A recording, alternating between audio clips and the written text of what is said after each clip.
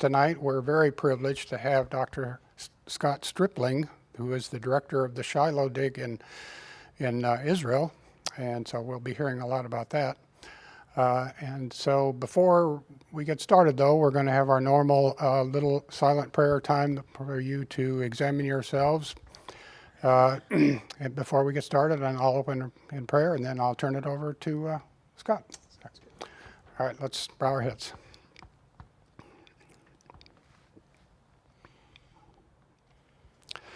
Heavenly Father, we thank you for the privilege that we have tonight to assemble as a local church to look into your scripture, Father, for we know the Bible is based on real places and real events, one of which we are going to learn about tonight. And we thank you so much, Father, for Dr. Stripling coming out here and sharing these things with us.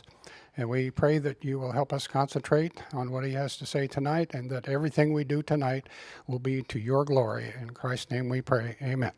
And so with that, I will turn the pulpit over to Scott. And let's see if I can. How about that? Hey, I'm trainable. Well, good evening. Thanks for inviting me, and I'm excited to be sharing with you about something that's near and dear to my heart. I've had the privilege of excavating 4 different conquest sites in Israel, and so my area of research focus, or expertise, if you will, lies within that conquest period around 1400 BC. The thing is to get down to that level, because you know how an archaeological tell is, we go through layers of cities and civilizations. And so to get down into that sweet spot, we excavate through everything. So we start in Islamic material and Byzantine material, and then late Roman, and then early Roman, and Hellenistic, and Persian, and then Iron II, and then Iron I, and down to the late Bronze Age and Middle Bronze Age. So we're going through all these layers. So you develop an interest in those other time periods as you're going through that very systematically, documenting, because you're finding all kinds of really fascinating things, especially like in the New Testament period. Shiloh has a massive early Roman or New Testament period settlement, as did Khirbet el-Maqader, the site that I previously excavated. So you find all kinds of interesting things along the way, but I'm going to sort of zero in on that Tabernacle period at Shiloh today. And I met some of you this last summer. You had a group that came to Shiloh. How many of you were there? Several. Well, this will really, I think after having seen it, then this will really mean a lot to you. My goal is to finish early, so we'll have some time for Q&A. And I have found that one gets invited back when one finishes early rather than late. So I will make that my goal. I know there's also a good bit of interest in talking about Mount Ebal. I understand that Aaron Lipkin was here not so long ago. And as you're probably aware, I was the one who excavated the Mount Ebal curse tablet. There was a list that was published today of the top 10 finds in the history of biblical archaeology. And believe it or not, 3 of the finds were things that I have been privileged to excavate. So it's very humbling, something for which I'm very grateful, and excited to talk to people who are interested in these things, or as my wife would say, go talk with your fellow geeks. You know, my wife has been a dear for 40 years. We just returned from an Alaskan cruise celebrating our 40th anniversary, and I know some of you here have me beat, so you don't have to rub it in. But it was nice to escape the heat for just a little bit. Speaking of wives, you know, the great novelist Agatha Christie was married to a renowned archaeologist. Worked with Leonard Woolley excavating the city of Ur. And so you'll find in her novels like Murder on the Orient Express and so forth, there's always archaeology that's interwoven in there. But she was once asked, what's the greatest thing about being married to an archaeologist? And she paused and then finally answered, the older I get, the more interesting he finds me, okay? So, all right, well, let's talk Tabernacle. Starting with the text itself, Exodus 31 tells us who built the tabernacle, so we actually know more than you might think offhand about the tabernacle. Starting from the text, we learn that it's a guy named Bezalel, who's the son of Uri, and a guy named Aholiab, who's the son of Ahisamach. And there's a possible inscription, Sinai 375a, that may actually have his name on it. But you see that God chose these men because they were very skilled and gifted in the crafts. They were able to build things and do things. I mean, you just read this. This is like the perfect guy, okay? Listen to this. He could fix anything, do anything. Nothing around your house would be broken. This would be just a really great guy. But God liked what he saw, and he said, I want these two guys to build the tabernacle, all its furniture, all of its furnishing. I trust them, and I'm the one who has given them skill to do these things. So we're assuming that before the Exodus that they were working in those crafts, that they had developed those metalworking skills and tapestry skills and textile skills and so forth. So this is, of course, at Sinai. Now, we learn that the dimensions of the tabernacle in Exodus 27, 11, and 12 it's a 2-to-1 ratio, so it's 100 to 50 by 5. And the thing is, when we're talking cubits, we're not exactly sure what a cubit is. We think that the old Egyptian cubit was about 20.6 inches. You often hear people say it's from the tip of your elbow to the tip of your finger. Only thing is, on my arm, that's a different length than it is on your arm. And so standardization is a bit of a challenge, but the key is the 2-to-1 ratio. So however you exactly nail that down, you're looking for 2-to-1 ratios. And keep that in mind when I show you the buildings that we're looking at in a few minutes.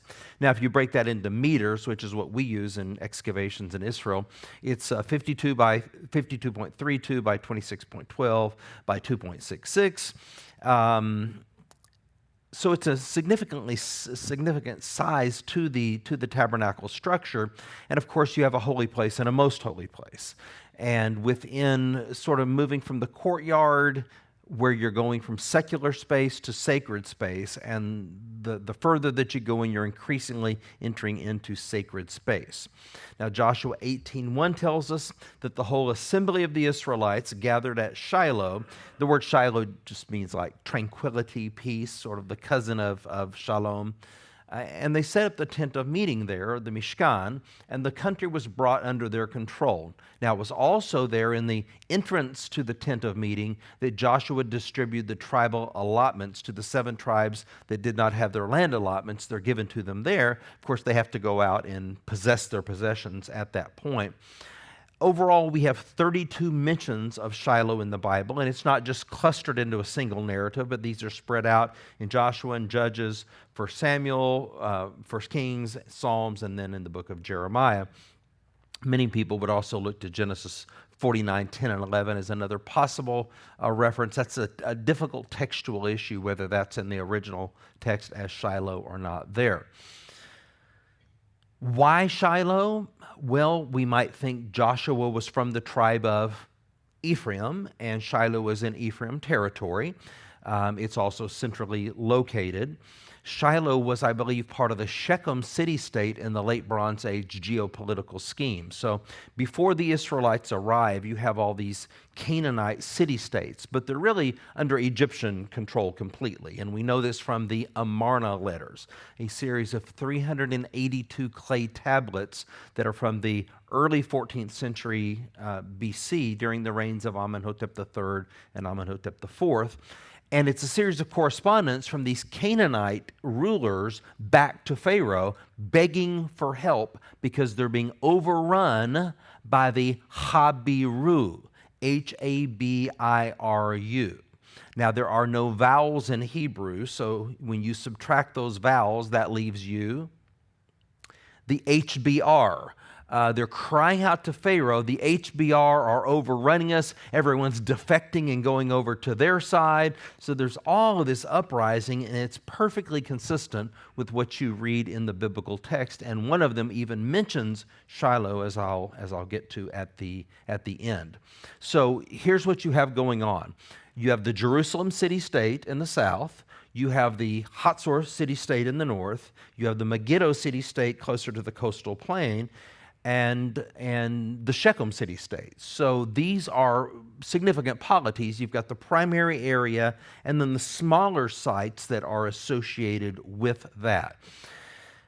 Now, if the site of Ai, Joshua 7 and 8, which we spent 21 years excavating, if that site was indeed the northern border fortress for the city-state of Jerusalem to signal, if you will, back to Jerusalem if there was trouble, then that tells us that there's a border there, and so Shechem is controlling that territory to the north. When you think of Shechem, think of deep patriarchal roots. Abraham, Isaac, Jacob. Where were Joseph's bones buried when they were carried out of Egypt? They were taken to Shechem. Where was the Abrahamic covenant cut? At Elon Moreh, which is right between Mount Ebal and Mount Gerizim. So you're talking deep patriarchal ties here, and we know that the people of Shechem have an affinity with Abraham and his descendants. And so I think that Shiloh is part of the Shechem city-state, because notice when Joshua and the Israelites arrive here at the end of the conquest, so if the conquest begins around 1406 and it concludes around 1400 or 1399, there's no conflict. So when they arrive at these other sites, they're fighting, but not when they arrive at Shiloh. It appears just like you see at Shechem, that covenant renewal ceremony of Joshua chapter 8. They set up the Ark of the Covenant between Mount Gerizim and Mount Ebal. Guess what's there? Shechem. That's what's between Mount Gerizim and Mount Ebal. Nobody's fighting. They are embracing Yahwehism or monotheism. And so it's very interesting. The text tells us that all Israel joined in together, alien and citizen alike, in this covenant renewal ceremony. So these people of Shechem have apparently embraced Yahwehism. So what makes you an Israelite is not your bloodline or your pedigree that you can trace your bloodline all the way back. It's your embracing of Yahwehism, of monotheism, that makes you a true son of Abraham. So that affinity that we see at Shechem, you see the same thing at Shiloh. And so this is my view, that Shiloh is part of the Shechem city-state at that time, and that's why they join in with the Israelites. And we have no destruction level at Shiloh from that time either. We do have destruction layers, but not from that time period. Okay, so the tabernacle comes to Shiloh around 1399. It's there until about 1075. And so if you do the math, that gives you about 324 years following the biblical timeline. Now, you have a different chronology in the rabbinic literature, in the Mishnah. Two different places talk about this, but the Seder Olam 8, for example, gives us 369 years. It specifically says that the tabernacle was at Shiloh 369 years. So maybe the rabbi had a hard time doing math, but that just doesn't work with the biblical math. So we'll assume that this was about 324 years. Now, when I say 1075, you should be thinking Philistine destruction, because we know from 1 Samuel that the Israelites have an arch enemy, and these are the Philistines. And they send the Ark of the Covenant to the battle at Ebenezer, Aphek Ebenezer, and Hophni and Phinehas are killed there. The Ark of the Covenant is captured there. The Bible never explicitly says that the Philistines destroyed Shiloh. It implies it, and Psalm 78 implies it also, but it never comes out and says it. This is where then archaeology comes along and can help us to illuminate the background of the passage. And so we do have a destruction layer that dates to that time period using our ceramic typology. And I'm a ceramicist. That means I'm an expert in ancient pottery. Or as my wife would say, boring. I mean, who sits around all day and studies pottery? And it's not that I'm interested in dishes per se, like modern dishes don't interest me at all, nor does yard work interest me at home. But on the other side of the world, I find that dirt very interesting, and I find those dishes very interesting. And so I'm kind of obsessed with that. So using ceramic typology, radiocarbon dates, along with it, we are able to pinpoint a date of about 1075 BC for this destruction level. This is the Madaba map. Have any of you been to Jordan and seen this? This is the biblical city of Madaba. And it is the most Christian city in Jordan, probably in the entire Middle East today. And you can go visit St. George's Church there and see this marvel. What happened in the 6th century, these Byzantine Christians who were there decided when they built their new church instead of putting in a floor like everyone else had, just a tiled floor, they were going to build a map of the land of the Bible on the floor of their church. And it's about the size of your sanctuary here. And so just imagine that you're teaching and you're able to point and say, there's a map all around you. So you're able to say, Sister Debbie over here is sitting on top of Jericho, and then if you move over here, you're going to such and such a site. It must have been a great pedagogical tool, and people still study this to this day. I've written articles on this. You see that Shiloh is on the Maraba map, and it specifically says Silo or Shiloh, where the ark stayed. So let's make no bones about it. Shiloh matters because the Ark of the Covenant was there, because the Mishkan was there, because the presence of God was there. Why are we excavating Shiloh? Because of that very reason. And the stakes are high. I mean, I did a History Channel episode a few years ago on the Ark of the Covenant, Season 3, Episode 12, and it's the highest rated show in their history, okay, which goes to show you what good acting will do. No, I'm just kidding. It had nothing to do with the acting. But the topic, the Ark of the Covenant, that's big, okay? And so the stakes are big. And I would get in a commercial right now. We have a movie coming out in just a few months that'll be at theaters here nationwide, but of course here in Houston as well, called The Quest. And what we have done is to follow the route of the Israelites out of Egypt, and everywhere the ark went, we go. And we film on location. We're interviewing scholars along the way. We've got great computer-generated graphics in there. Kevin Sorbo is our narrator for this, and so hopefully you'll really enjoy it. And if you'll go watch it, my kids will be able to eat. And no, they're already grown, but my grandkids might be able to. So we do visit Madaba along the way as well. And so you can see Jericho up at the top here and some of these various sites. So quite a fascinating map that when we lose ancient sites, don't you hate it when you lose your city? When you lose an ancient city, then you're able to go back to some of these ancient sources and find clues about where you might want to excavate. Now, our dig at Shiloh started in 2017. In 2016, I published an article on the possible locations of the tabernacle at Shiloh. You can get it off of my academia.edu page easily for free. And I went through the various possibilities of where the tabernacle was. I did not think it was here. So when I chose this spot at Shiloh, this northern slope where those who were there in the summer know exactly where we were, I did not think it was there. In fact, I had published an article saying I did not think that it was there.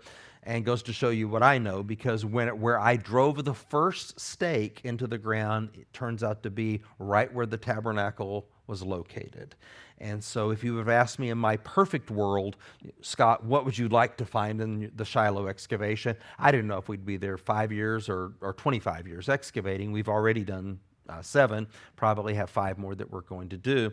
I would have said, well, I mean, the gate, which is mentioned, of course, Eli dies in the gate at Shiloh, and the tabernacle. And lo and behold, the exact spot that we chose or the Lord led us to, or however you want to word that, is where I believe we have both.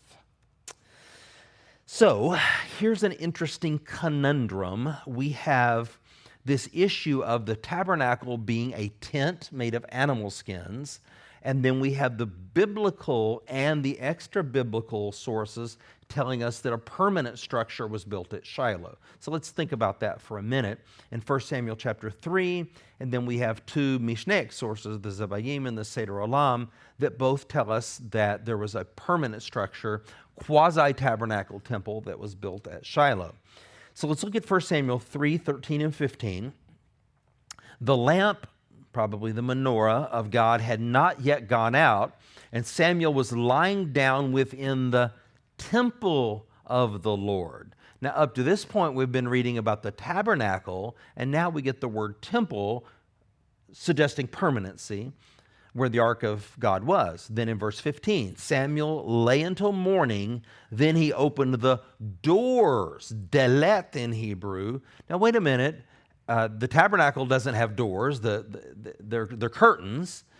And it says the house of the Lord, Bait, the house, again, talking about a permanent sort of a structure. So this was often, preying on our minds, like, why do you have this shift from temporary language to permanent language? And then you look at the sources. This is a 2nd century source from the Mishnah called the Zebayim. And it says, after they, the Israelites, came to Shiloh, God forbade the high places. There was no roof beam there. So, in other words, there was no roof, but below was a house of stone, and above were hangings, and this was the resting place. Then we have the Seder Olam.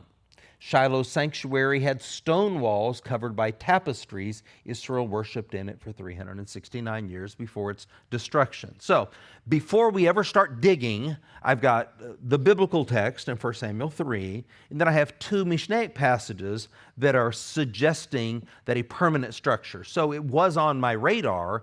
Perhaps we're going to have foundations of a building, even wall stubs that are still standing, with a tent that was over it. So, which incidentally was probably exactly what David's tabernacle was in the city of David. If you saw me on TBN's In Grace with Jim Scudder, I actually took them into the city of David, and for the first time now, we know where David's tabernacle was. That's a whole nother super interesting story for another time, but it's on YouTube. If you just kind of YouTube In Grace, my name, City of David, then you can watch that episode. Now here's one artist's rendering of what this would have looked like, and it's a pretty good rendering because those are the mountains of Shiloh there. That's exactly what they look like. And Shiloh is really neat because in Jerusalem you have urban sprawl, and so you really have to imagine what it would have looked like in biblical times. But in Shiloh, I mean, you just look around you and you're still seeing what they were looking at during those times. So perhaps this is a pretty good idea of having stone walls and then a tent as a roof. Sort of, I think the idea was, we're not going to build ourselves houses while God is still living in a tent. We know David thought that way. So just a couple of generations before David, we have no houses at Shiloh, no domestic structures, even though we know they're living there from the biblical text and all the pottery and everything else that we have from that time period. But as soon as this permanent structure is built, we start excavating houses from that time period. So it seems like in their mind, they're thinking, we're going to build God a house, and then we can build houses for ourselves as well. Now, remember, it's not the common people who are living at Shiloh. Hannah and Elkanah don't live at Shiloh. They come to Shiloh, okay? It's the priests who are living there. And so I think probably the domestic structures that we are excavating from that time period are likely from the priest, and we're talking specifically about Eli and his family. Now, here are 8 interesting things that we should consider in archaeological support. So we looked at the textual support. Let's see if it synchronizes with the archaeology. Did we have a permanent structure at Shiloh? And we'll go through these one at a time. First, we have the monumental building. So we know the dimensions. We looked at those already.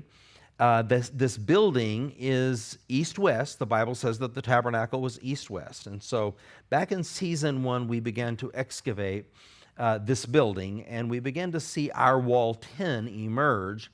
And I noted that it was east-west. And so at this point, all I knew is we had a 1.2 meter wide wall. It was very long. It dated very likely to the Iron Age 1 period. And it was east-west. So, of course, that caught my attention because I knew the tabernacle was east-west. But that's all I knew initially. But I told one of my graphics guys, give me the dimensions of the tabernacle, take a drone shot, and then superimpose the dimensions on it, and this is what we got. Turns out, after 5 more seasons of excavation, it was spot on. And so where we said these walls should be is where they began to emerge as we excavated deeper. Now, I thought about this, and I remembered the church that we had excavated at our previous dig at Kerbedel Makader, and this is originally 4th century church rebuilt in the 5th century. And so I took the dimensions of the tabernacle, and I superimposed them on top of that church, and look what you get, a spot-on fit. Now, isn't that interesting? That early Christians were perceiving themselves in terms of being the tabernacle of God. Now, I guess that shouldn't surprise us so much because both Peter and Paul use that language. We are the temple of the Lord, and we're being built with living stones as a habitation for the Lord. But I just didn't know that early Christians were architecturally reflecting their belief in that. In John chapter 1, verse 14, and the Word became flesh and tabernacled among us. So the idea of the incarnation is that of tabernacle. What was the tabernacle made from?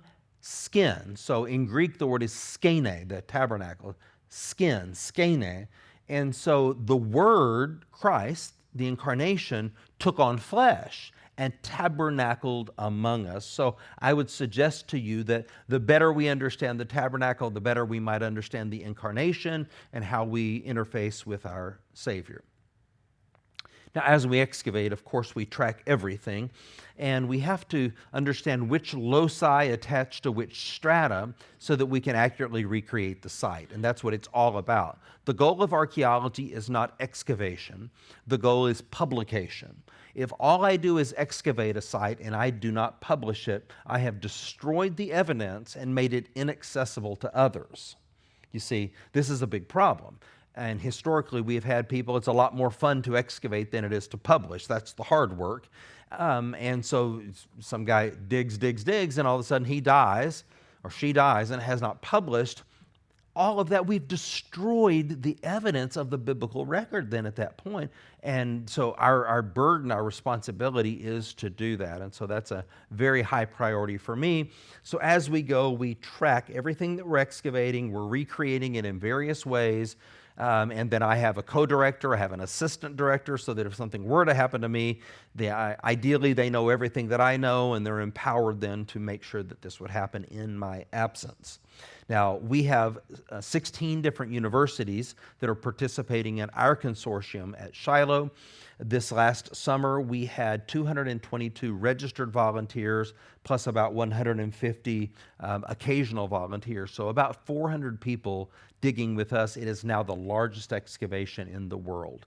And so your interest and so forth really, really means a lot to us.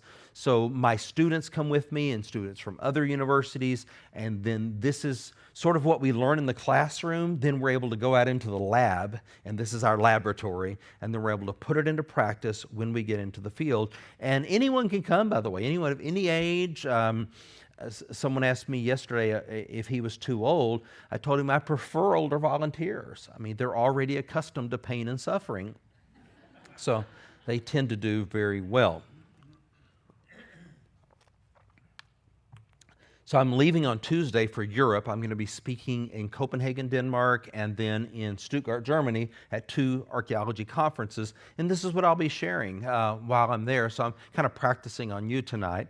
But these things matter, and there's a lot of interest in them. This is that wall 10, that very first wall. Now we have all the other walls, well, all but one of the other walls now. But look at the size of that. That's preserved to up to 3 meters in height. So this was, of course, all underground. We had Byzantine walls way up here that we excavated and removed. Then underneath that, we had early Roman walls that we excavated and then removed. And then we get down into this sweet spot, and it's incredibly well preserved. So that's our original east-west wall. You can understand the significance of that. You know, the idea of if these stones could talk, what stories they would tell. Jesus talked about stones, inanimate stones, being able to communicate. And, you know, they really can. These artifacts, people ask me, have you found anything? I laugh. We excavate 2,000 pieces of pottery a day. And that's apart from 1,000 other objects and artifacts and glass and stone and bone and seeds. And so, oh yeah, we find everything. Everything you have in your house, they had in their houses, except the electronics pretty much. I mean, you got splinters, they got splinters too, and they had to have tweezers also. I mean, just anything you would have, they would have. Now, usually when we find it, it's broken or corroded or something, but occasionally they're whole vessels and whole objects as well. So the things we're finding in and around this building should be of great interest to us, shouldn't they? Because this building matches the dimensions given in the Bible. It's in a ratio of 2 to 1 from holy to most holy space, and it's oriented east-west. So let me make my case for you. This is what we believe this looks like at Shiloh. You can see the outline of the structure, and it's kind of interesting because on this northern platform, you have pilgrims that go there, just like pilgrims go to Jerusalem and go to the Via Dolorosa, and they weep and they pray. Of course, we all know that's not the real Via Dolorosa. that doesn't mean it's not meaningful to these pilgrims, but just because a tour guide tells you something doesn't necessarily mean that it's true. So people are now catching on at Shiloh that, wait a minute, we may have been praying at the wrong spot, and maybe this is the location that we should really have on our radar. That big wall that you see, that's the big fortification wall. It's 5.3 meters wide, and it encircles about 5 acres inside the wall. We also have ceramic pomegranates. Now you think, big deal. Who cares about a pomegranate? Well, wait a minute. God cares. He told the Israelites, when you come into the land and you gain a foothold, you're going to have 7 sacred fruits. There's dates and figs and olives and so forth, and pomegranates. But it's only the pomegranate that goes into the Holy of Holies. That's right. On the hem of the priest's garments, there's not only bells, there are pomegranates. That's right. Bells and pomegranates alternating on the priestly garments. And so what goes into the presence of the Lord? The pomegranate. It's kind of interesting because that motif exists not only in the tabernacle, but in Solomon's temple. There are 200 pomegranates that adorn no other fruit, only the pomegranate. So I think we must then think deeply about this. When you lie in your bed, when you drive in your car, you should think about this. Why? Why is the pomegranate so cool? Why did God like the pomegranate more than the other fruits? How did it typify him? I'll come back to that in a second. So this is an example of publications. So we find ceramic pomegranates with hooks on them, and we publish it. So this is a peer-reviewed journal. Then we publish this. Now it's entered into the academic record. Others can begin to cite this, and this is where the permanent record of what we have done at Shiloh comes to bear. I had a sense when we found our first pomegranates that maybe the Danish who first dug at Shiloh 100 years ago, that maybe they had excavated some and had misidentified them. And my intuition was right, because we went to the Royal Danish Museum, which is where I'll be next week, and they're the ones who sponsored the Danish dig 100 years ago. And sure enough, there was something that they had misidentified. It was actually a pomegranate. So some of the excavating or digging we do is not always in the field. Sometimes it's in libraries and museums and basements and so forth as well. Now here's what the first pomegranate looks like, and you can see the hook, and these are quite small. And the little flower at the bottom, that's called the calyx. So this is before it's going to bloom. Does anyone know, without Googling, how many seeds are in a pomegranate? All right, let me ask you this. How many licks does it take to get to the center of a Tootsie Pop? Remember that commercial? Okay. So no, he could never quite get there. He would lose his patience. I've tried a bunch of times to count the number of seeds in a pomegranate. I finally succeeded. And according to the literature, all pomegranates have 613 seeds. And sure enough, from my experience, that is true. Now, maybe you've got an odd pomegranate here or there that has 612 or 614, but they tell us 613, and that's what my research has borne out as well.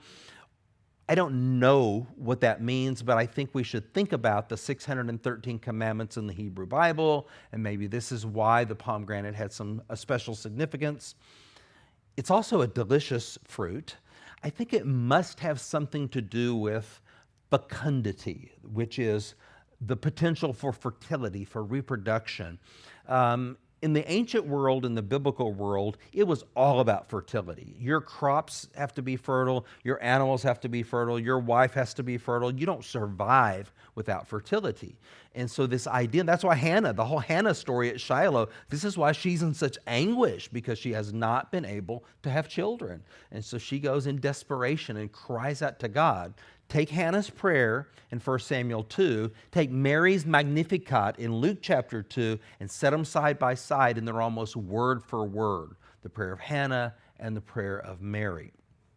So these pomegranates are very interesting, and this is found right next to that wall 10, which that's a tabernacle motif. So now we've got a building, kind of walks like a duck here. So we got a building, the dimensions of the tabernacle, that's oriented east-west, separated on ratios of 2:1, that we have pomegranates around it.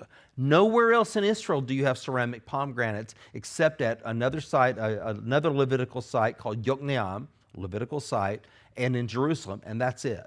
So only places that were sacred have pomegranates been found. Here's the second pomegranate. Now, the second indicator I want to think about are the altar horns. So we have found several horns from a demolished four-horned altar in this building. Okay. The first horn we found was actually in secondary usage. You can see that sticking up. That's a Byzantine wall. And so we have this all over the place, like stones from one period are being reused in another period. This is a classic case. Everyone agrees with me and accepts this. This is an altar horn here. So you don't use iron tools to form the horn. You're looking for naturally occurring features within stones. And then when you find those are used as altar horns. Here's another one that we excavated inside the building. You can see where this would clearly be a horn of an altar. So the horns, of course, are used to bind the sacrifice, and that's what it's all about. Let's make no mistake, it's about sacrifice. Leviticus 17:11, without the shedding of blood, there is no forgiveness of sin. Of course, the writer of Hebrews picks this up, but it's about forgiveness of sin. And that's why people like Hannah and Elkanah and others come to Shiloh. They're just like us. Same hang-ups we have, same need for forgiveness. We fracture our vertical relationship with God through sin. We fracture our horizontal relationships with each other through sin. And it's through the shedding of blood that we're able to reestablish those relationships. And that's why they came to Shiloh, just like us. Here's another altar horn in secondary usage. You can see it sticking up in this wall. And the fourth one was found in a burn context that dates to about 1075 BC. Now, here is a plastered floor that we've come down on, and we love floor levels. And if it's plastered, even better, because that gives us what we call a sealed locus. A sealed locus is like gold because that means everything underneath it has not been disturbed since antiquity. So you have all kinds of things that can happen to mess up your stratigraphy. I mean, you can have rodents and snakes, and things can burrow into the ground. You can have later people can dig down to build foundations. So all kinds of things can mess up your stratigraphy. But when you do get a sealed locus, now you can say, all right, what is underneath that sealed layer, we can date concretely. Then I can relatively date the things that are above it and the things that are beneath it. And that's what we got here. And that was the destruction layer. And so you can see this thick destruction layer. And before we went under the floor, I told our guys, if there's burn material here and if there's a destruction layer, we're going to carbon date it. And my bet is, maybe you're not supposed to bet, but anyway, we probably bet like a burger or something, nothing too terribly important. My bet is that it's going to date to about 1075 BC. And the pottery on top these were Iron Age 1 collared rim jars. So then logically it should be older than that beneath it, and that is exactly what we found. You can see the carbon date was 1060 plus or minus 30, so 1075 is where I expected us to be, and that's where we were. You can see another look at that burn level. So now we have this Philistine destruction, which gives us a terminal date at Shiloh of about 1075. So we're synchronizing really nicely with the biblical text. Now, I'm an evangelical Christian, and that means I am a minority in the world of archaeology in the land of the Bible.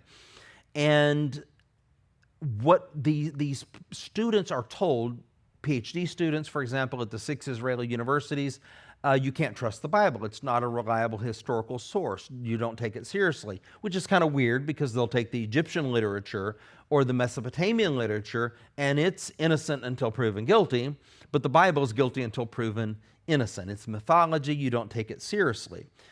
And so I engage in that arena of ideas, and I'm not nasty about it, but I'm building bridges. I'm saying, why do we keep finding these synchronisms between the archaeological data and the biblical text if the Bible is not a reliable source? And many of them have changed their minds about this, and I'm going to tell you about one in a few minutes. We are also finding murex shells. Now, who in the world cares about a murex shell? Or I guess the first question is, what's a murex shell from the coast, from the Mediterranean, doing at the highest point in Israel? Because we're in the central hill country, way up top. So why? What is the purpose of the murex shell? We call this a pregnant pause, okay? I'll give you a hint. It has to do with color. Check to phone a friend. There's a woman in the New Testament named Lydia, and she trafficked in what? Purple goods. How did she get purple goods? From the murex shell. And we know from the Bible that the high priest's garments are dyed, and this is how you get the dye. So everyone agrees on this. From the murex shells, they're very, very expensive. They come from the coast. And now we begin to find them at Shiloh. Now, that's crazy because you don't find them anywhere else in Israel. And this is inside the building. So now we're finding verisimilitude, or a consistency of what you would expect to find. If the text was accurate, these are the types of things you would expect that you would find. Ceramic pomegranates and now murex shells. I love that shell. And then we have storage rooms. Now, why do we care about storage rooms? Well, when you go to Shiloh, let's imagine that you're Hannah and Elkanah, and you show up at Shiloh. What is it that you're going to do at Shiloh, by the way, besides pray?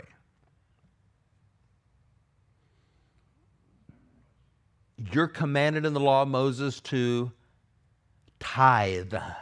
You are going to bring tithes and offerings to the Lord, and that's where you bring them. Now, just exactly how are you planning to do that? Are you planning to go to tabernacle.org and make a secure online donation? Because if so, you're in trouble. How about write a check? Cash? Coins? Not going to happen until the 6th century. None of those means of exchange exist. So exactly how are you going to obey the command of the Lord to tithe when you show up at Shiloh? What are you bringing with you? Commodity, barley and figs and sheep. Yeah, you're bringing your agricultural, pastoral livestock and remains of your harvest. So if you had 100 bushels, you're bringing 10 of them to Shiloh. What are they going to do with all that stuff? Because after the harvest is when everyone's going to tithe. You can't tithe until after the harvest. You give an offering before the harvest. That's a first fruits offering. But those are little offerings. The big ones are going to come after the harvest when you know what you have. So what are you going to do with all that? What do we find? Storage rooms line the interior of the site here on the north, only next to this monumental building. And those storage rooms are full of really big storage jars. I mean, as big as I am in some cases. If you come to our museum in Katy, the Joshua, Judges, and Jesus Museum, you'll see one of those jars there. And that's what they did. They held the tithes within them. And then, of course, they were consumed throughout the year. So just dozens and dozens of these massive jars inside these storage rooms, exactly what you would expect to find if indeed this was the tabernacle. Now, I had 2 members of the Israeli Antiquities Authority who came to visit me this last summer, and as I was giving them a tour around and I began to show them this monumental building, and I was pointing out that it was east-west, I was pointing out the dimensions, and one of them looked at me and said, "You're not suggesting this is the tabernacle, are you?" I said, "Well, I'm just telling you what we have." And so as I kept talking, he got so excited. He's the head of publications for the IAA. He said, it has to be. I mean, what else could it be? You can't have 2 buildings at the same place at the same time with the same dimensions. If it's not the tabernacle, what is it? I think that's a pretty good question.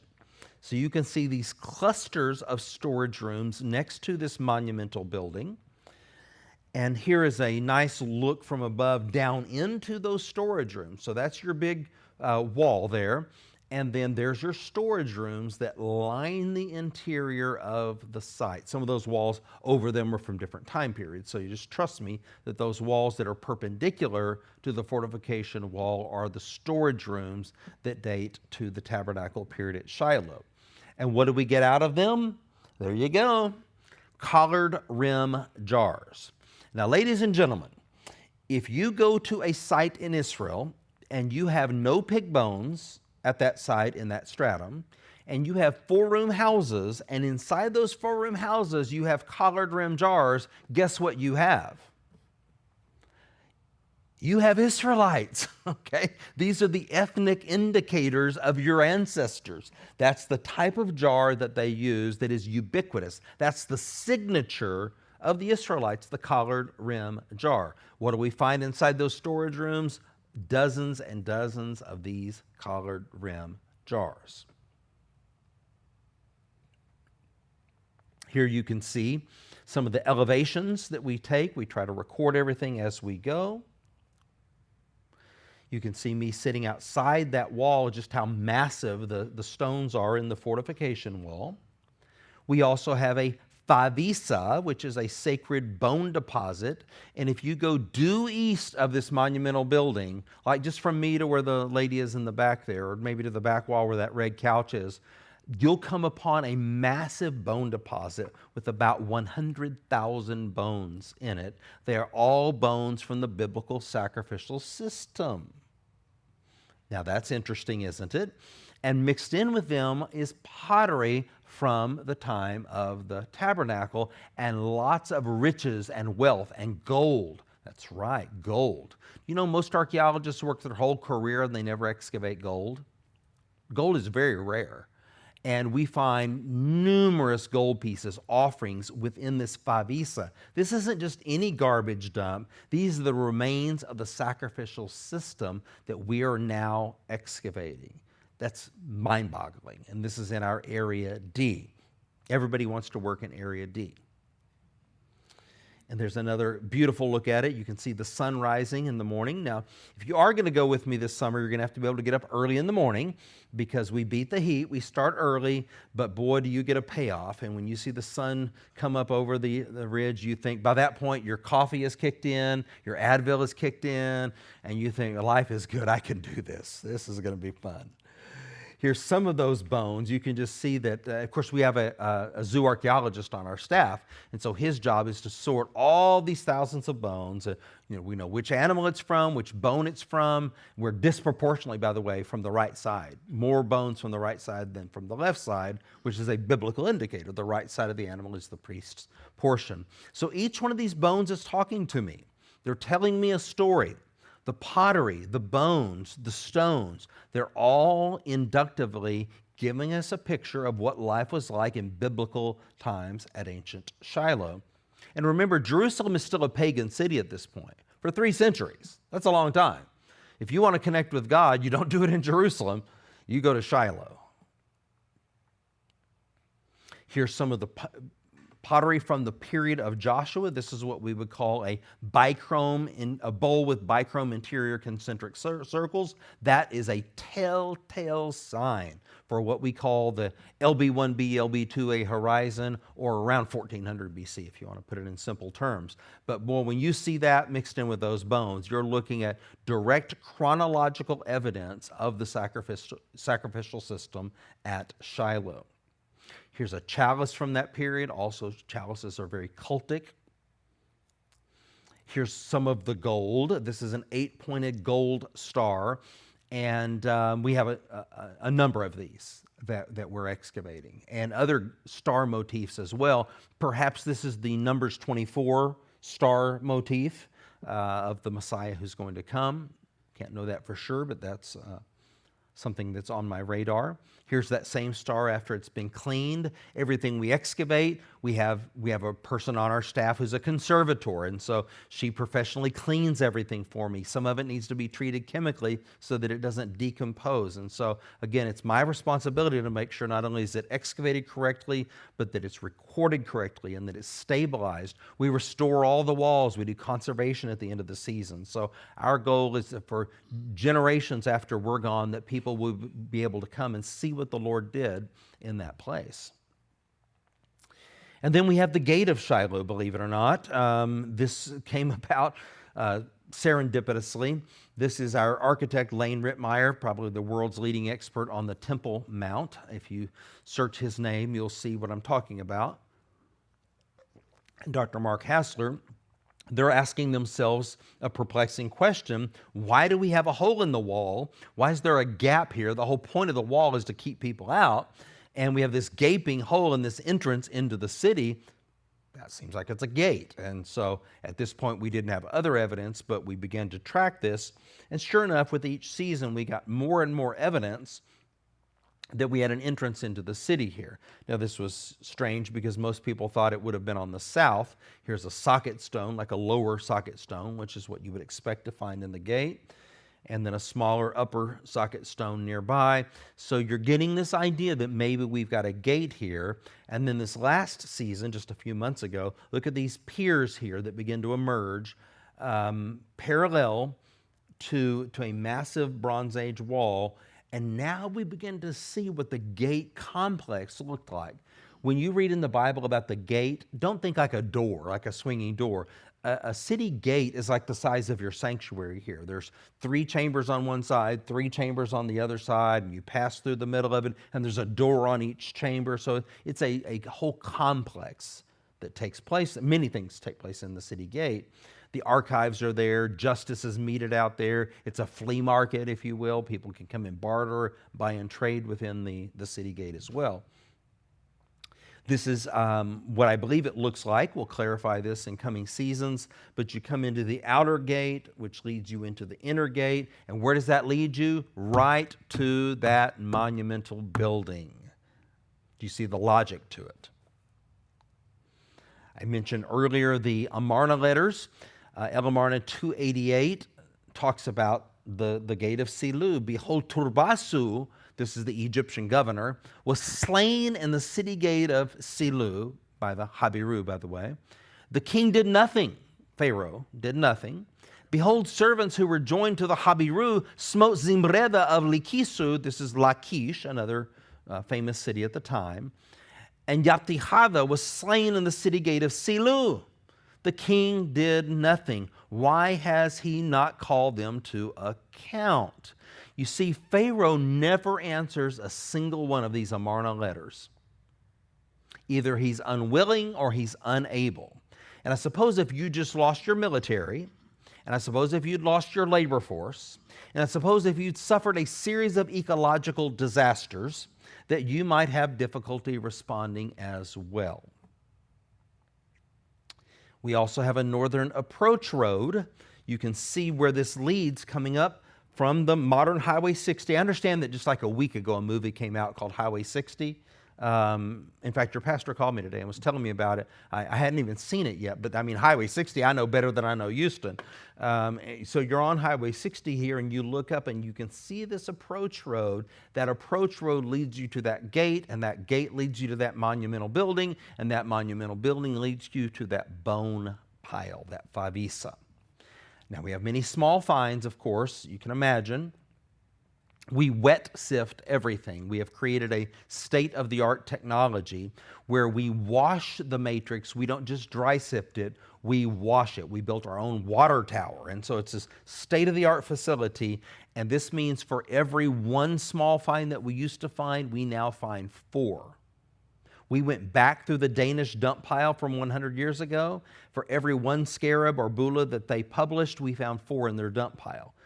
Okay? Now, it's not that they were bad and we're good. That's just that our technology is that much better. We can wash the matrix, and when you take all the dirt off these small objects, all of a sudden you can see incredible things. Can you see the fingerprint on this bula? That is the fingerprint of an ancient Israelite on that bula. And that's, you can see part of the bulla there, the Egyptian hieroglyphs on it. It's very interesting because now we can do DNA research. And so when we find human remains, we're able to actually do DNA analysis, and we're building a database of ancient Israelites. So it's really, really interesting, some of the technology that we're able to use today. We have scarabs. This is Thutmose III, who's the most powerful of all the pharaohs. That's 15th century scarab, also from right next to this building. And then here's a summary of some of our findings in these first 5 seasons. And we're really in a sweet spot. So we're looking at another 4 or 5 seasons to finish these critical areas that we're in, the Favisa, the monumental building, and the gate. And then I'll turn my focus toward publication at that point, so that we have an academic record and a public record about what has occurred there at ancient Shiloh in biblical times. And we have plenty of time, I think, for questions if you have any. You feel like you've been drinking from a fire hose? Yes, ma'am. The dimensions again of the tabernacle? Okay, I'll have to go back to the beginning to get those. Let's see. Yes, what were the dimensions of the tabernacle was the question. And there it is. Yes, anybody else? Oh, I see. So you have to do all of that to get Okay, so I guess I'm not understanding that. It's 100 cubits long, it's 50 cubits wide, and it's 5 cubits high. Oh, okay. Does that help? Okay. Yes. Very similar to the walls in Joshua's altar. They're uncut stones. Is that true? Yeah, the question is, do these walls resemble the walls of Joshua's altar on Mount Ebal? Are they uncut? And that is correct. They're uncut stone. You made the statement that you preserve that wall. What do you do to preserve that wall? Yes, so conservation work, we come in, we spend a week when the excavation is over, and we have a system that we use. Not all walls have to be conserved. Big walls, if they're stable, then we don't have to do anything to them. But if they're unstable for any reason, and many times they are, then what we do is we remove all the dirt from the wall, first with trowels and brushes, then we actually bring in a power washer, and we wash the wall to get all the dirt out of it. And then we have a special compound that we use. Think of like a big caulk gun. So we put our compound inside these big caulk guns. We actually invented these. And then we can shoot it deep inside the stones into the interior of the wall. And then using trowels, we apply more. We finish it off with wire brushes to clean it up. And so it's that mortar that is going to give them the strength to remain. So any unstable walls, we put about 10% of our budget into conservation of the site. And our water that we're using in wet sifting, we recycle all that water. So we have a water tower and we have a pump, and so the water's all being recycled, and when we're done, we drain it off into the fields, and we drain the berries and the flowers and the tomatoes that are growing down below. Yeah, so very ecologically friendly, yes. And did you say that Shiloh is the largest excavation in the world right now, or even in the past? So the question is, did I say Shiloh is the largest excavation in the world now or in the past? It is now the largest excavation in the world. And, we started out years ago. We were working at Kerbet El Makader, and we were in the middle of nowhere. We never got a visitor. I mean, how could they ever find us? We're in the middle of nowhere. We have no water. We have no bathrooms. I mean, it's a primitive. And so the team that was with me back in those days, how did Henry VIII put it? No, Henry V put it. He who sheds his blood with me today, he will be my brother. And those who suffered with me through those times, they think they've gone to heaven now at Shiloh. I mean, we've got running water and bathrooms and a coffee bar on site, and it's quite plush. So in ancient times, no, it was not the largest dig, but it's a happening place now. Yeah. We're sort of like, we have so many visitors every day. You can imagine hundreds and hundreds of people, and all these groups come by and they look at our group and they throw them peanuts, and our guys roll over in the squares. And so, I mean, we're just thrilled that people are watching us because we were in obscurity for so long. Yes, anybody else? You have a museum. Yes, please. You have a museum in Katy? Yes, sir. It's called the Joshua Judges and Jesus Museum, and it's on the campus of the Bible Seminary, the Bible Seminary. And so if you just search that, your navigational device will take you straight to us.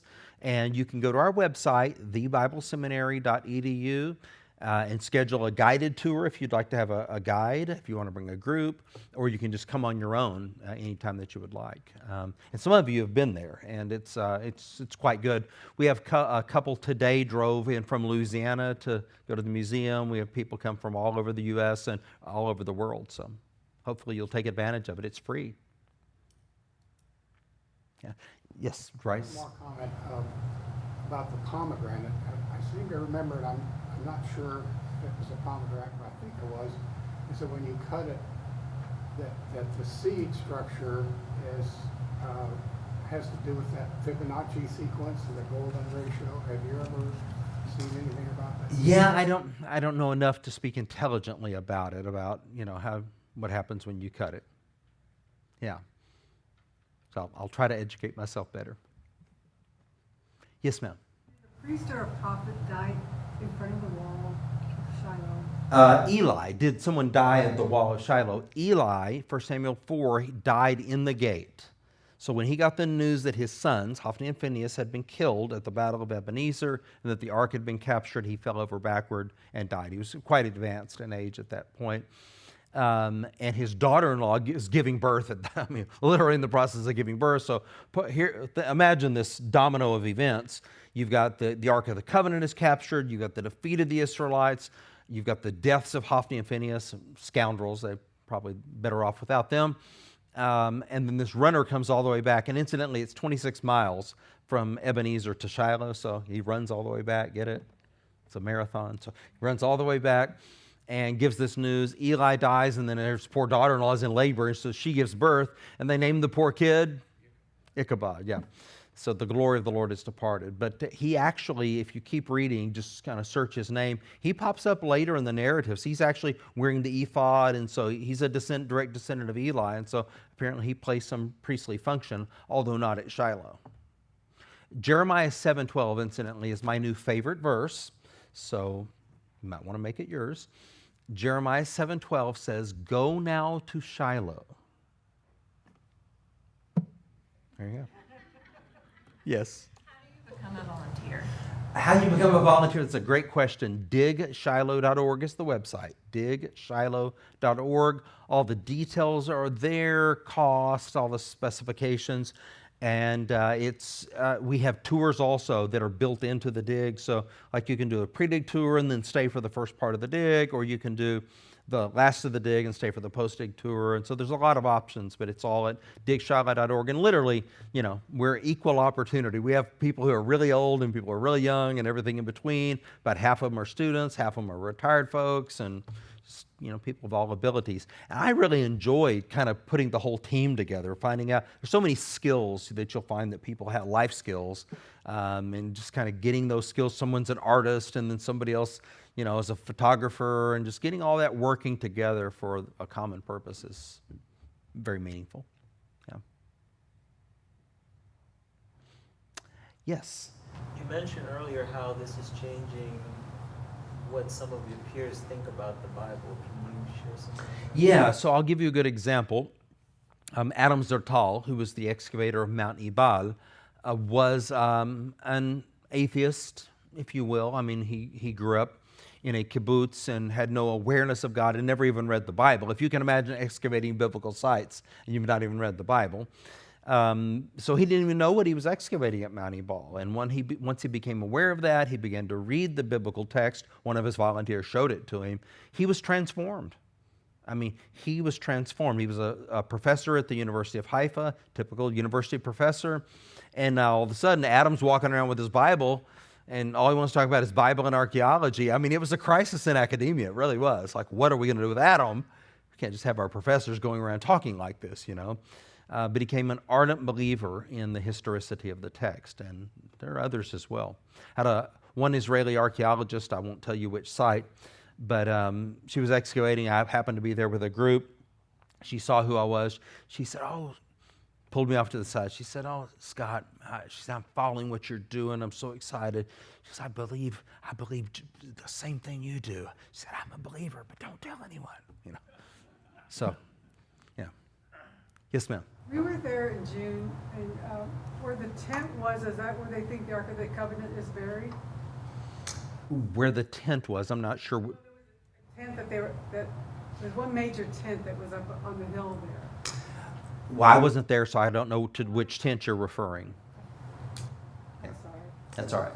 We were there in June, so if you were there when we were there and they were our tents, then there would have been lots of tents. Yeah. I think it was the highest. Just a sloping black covering. It wasn't really the tent. It was just Yeah, a I mean, sun- that's sunshade. part of our thing. And so the answer is probably yes. If we're thinking of the same thing, probably yes, that's the area. It was an east and west kind of thing. Probably so. Okay, thank Yeah. you. You have to come back this summer to be sure. Yes, I would love to. Yes, Bryce. One more question. When the curse tablet was found wet sifting, were you there the day that they actually found that curse Oh, tablet? of course. And you were. Yeah. Nobody can dig if I'm not there. The license is in my name, and so when I'm not there, there's no work happening. Yes. So the woman who was wet sifting happened to be was our most experienced wet sifting staff person, and her name's Frankie Snyder. And when she called, I was from here to this gentleman in the green, and she said, "Scott, you better come see this." And so I know when I hear that, that's either really bad or really good. And when I walked over, she just points down at the tray, and when I saw it, I immediately knew what it was, and she did too. And I called Abigail over, and Abigail immediately recognized it. It's not like it's some mystery. It's a known quantity in archaeology. We know what curse tablets are. They're called defixios. We've seen hundreds of them. We know what they are. We were just in shock that we had a curse tablet from the mountain of the curse. We were just kind of in awe of that. But at that point, I still had no idea that it would have text on it. We didn't discover that until later. Yeah. Great question. It's kind of funny, all my life I wanted to be known as a blessing, and then you have a curse, and this is a really big deal. I think the curse is important because the altar was built on Mount Ebal, and Mount Ebal was the mountain of the curse. Mount Gerizim is the mountain of the blessing. You don't need an altar on the blessing. So the altar is on the place of failure, the place of sin. That's where you find it, and this curse represents, I think, all those curses of Deuteronomy, all the things that will happen if you violate the terms of God's covenant. And of course, you're going to. That's the kicker of the whole thing. You get all these curses in Deuteronomy if you don't keep all these things of the law. You're not going to be able to keep all the things of the law. And so what do? They take this curse tablet and they lay it on the altar. What happens then? The sprinkling of blood. Do you see the imagery? The blood covers the curse. So the man who will own up to his sin, who will accept responsibility, will not have those curses if he'll come to the altar. Pretty powerful imagery. Yeah. So, anybody else? Yes, sir. Close us in prayer. I'd love to. Thank you for having me. It's been fun, and look forward to getting to know you guys better. And let's pray. Lord, thank you for the opportunity to be here tonight with these awesome people, all those who are watching online. And I just pray that your word would have an entrance and that it would be mixed with faith. And we thank you for the privilege that we have to know you and to make you known to others. And we pray all this in Jesus' name. Amen.